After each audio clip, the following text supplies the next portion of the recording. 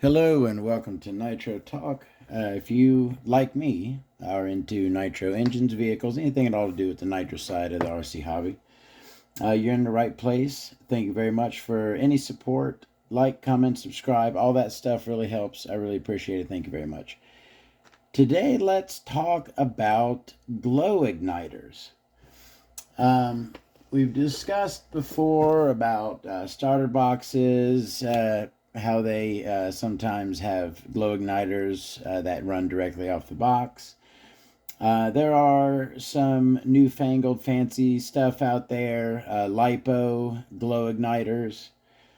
But I think that the majority of us, most people who run nitro vehicles, are going to have something like these right here. Your classic nickel metal hydride or nickel cadmium battery, a 1.2 volt sub C cell glow igniter like these. So I want to talk a little bit about how to care for these properly. There is a lot of focus nowadays on care for LiPo batteries. It's drilled into all of our heads not to overly discharge them, to charge them in a fireproof bag, play it safe. But some of us may forget how to care for these older technology nickel metal hydride and nickel cadmium batteries.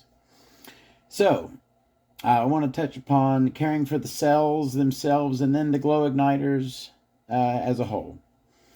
That right there. Now, all right, while we're talking about this, I do not like, I would not recommend the AA glow igniters. You can buy a glow igniter similar to this that holds a AA size battery. It will work in a pinch, but I don't recommend them. You want some more power on reserve than a AA will hold. Lighting glow plugs, you're essentially dead shorting the battery is what you're doing. So it draws a lot of power, and I don't like the AA's. They die too fast. I don't recommend them. On the other hand, now obviously the sub-C cell is the most popular, but I like the D's as well. This is a vintage OFNA. Came with an old, some OFNAs used to come with complete setups. Starter box, glow igniter, everything you needed to run. OFNA used to sell kits. And this came in one of those. It's an old OFNA D-cell glow igniter. I do like D-cell glow igniters. I use a D-cell glow igniter. You know what? I got it on the charger right now because I'm doing my glow igniter maintenance right now. But I'm going to go ahead and yak it off. This is the one. This is an OFNA as well. This is my main use glow igniter right here. This is the one that I use most often. I always have a couple of backups, but this is the first one that I go for, my D-cell OFNA. And what I have in here is a 13,000 milliamp nickel metal hydride D-cell battery. It says 13,000, but if it's 3,000, that'd be awesome. I doubt it's much more, if even that. Bought this super cheap on eBay. I'm sure I could buy a Duracell rechargeable D and have some more capacity. But those are very expensive. I got this for a couple bucks, and it does the job great. It even though it doesn't have 13,000 milliamps, it does have a good capacity, much higher than a sub-C battery. All right, so that's what I use, and right now I am in the process of cycling it. So let's touch upon that. With LiPo batteries, we are taught that we need to balance them. That is correct. LiPo batteries need to be balanced so that the cells have the same voltage, same capacity. Nickel metal hydride and nickel cadmium, NiCd and nickel metal batteries need to be cycled. And what that means is they need to be fully discharged and fully charged.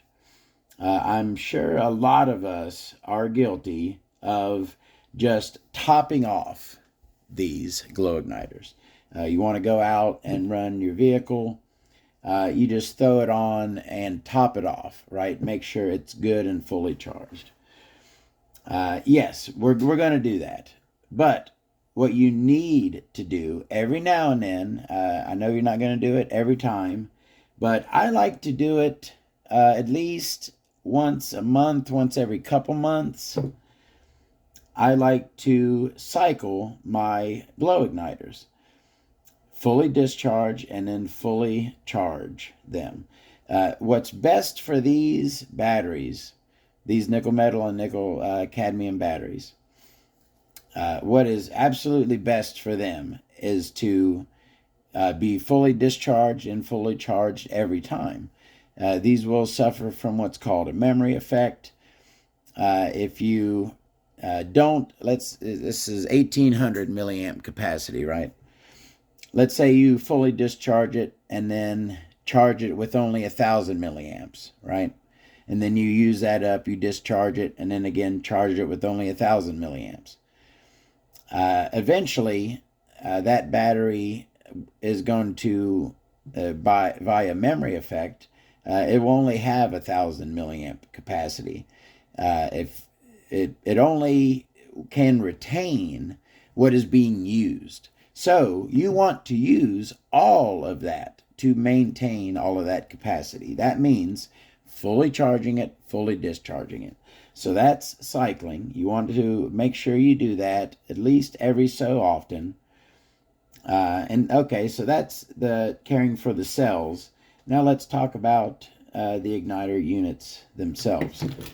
What I like to do, I'll take, this is one, just, grabbed out of my pit bag or box or somewhere. Let's go ahead and take it apart and see how it's made.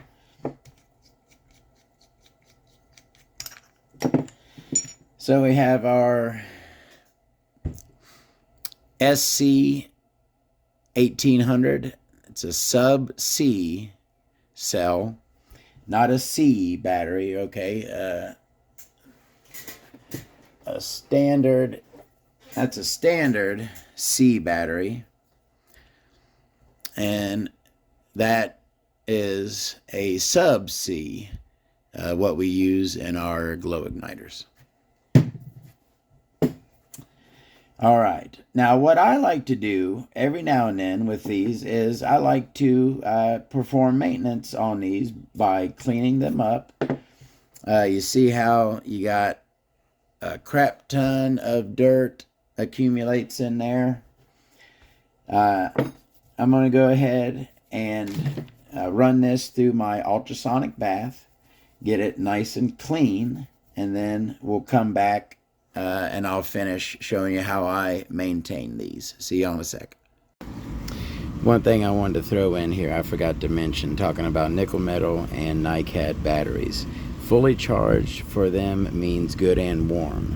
Those batteries, those types of batteries will get good and warm when they are fully charged. They might not get warm on like a trickle charger, but if you're charging them 1 amp or so or above, they need to be good and warm to mean that they are fully charged. All right, so we've got our parts totally, perfectly, beautifully clean here. Been through the ultrasonic bath. So now I'm going to reassemble this, but first, what I like to do, I'll take my Dremel here, and you see how that is where we connect to the glow plug. I like to take my Dremel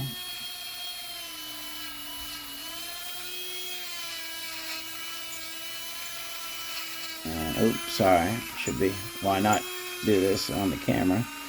Just get in there really good with my Dremel.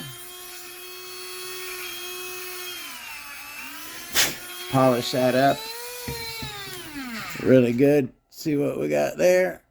Beautiful. My contact inside there. If I want to hit that, I can.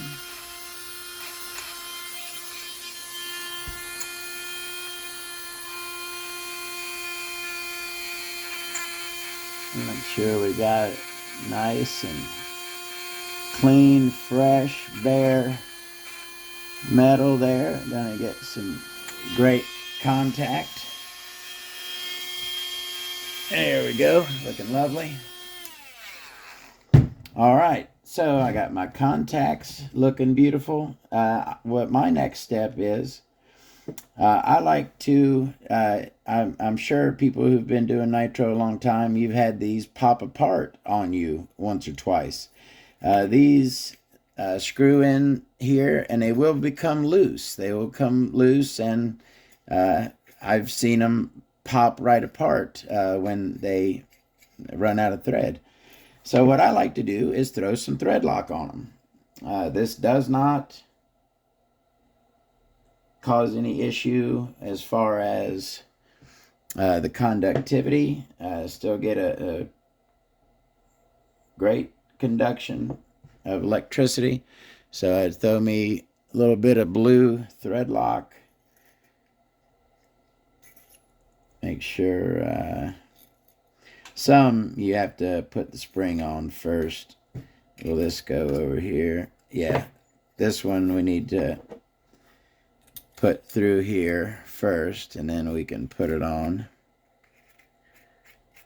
So I got my thread lock on there, and I'm going to tighten this down. Where's my...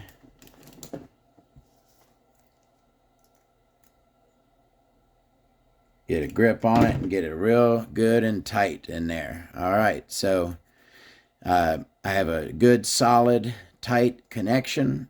It is thread locked, so it should not come loose. All my contacts are looking beautiful. Alrighty, there we go. So that glow igniter is ready for action, ready to cycle that battery, fully discharge it, and fully charge it. Last quick thing, storage. I know LiPo batteries need to be stored with what, like 60-75% power, somewhere in there. These nickel metal and nickel cadmium batteries like to be stored empty. So if you know you're not going to use your glow igniter for a while, if you're putting it up, go ahead and discharge it. And also, that's another thing I remembered, a way that I like to discharge them is with a glow plug. I'll take an old bad glow plug that still works, and I will use that to discharge the glow igniter. I know that when that light goes out, that battery's dead, right? And that is fully discharged. So that's a way that I'll discharge them every now and then with a glow plug. All right. That is glow igniter maintenance. Thank you very much for joining me. You got other styles like this one, turn on. You push and turn and it locks on instead of having to use the spring mechanism. I like these too. These work great as well. Thank you very much for joining me. We'll see you all in the next video. Have a great day.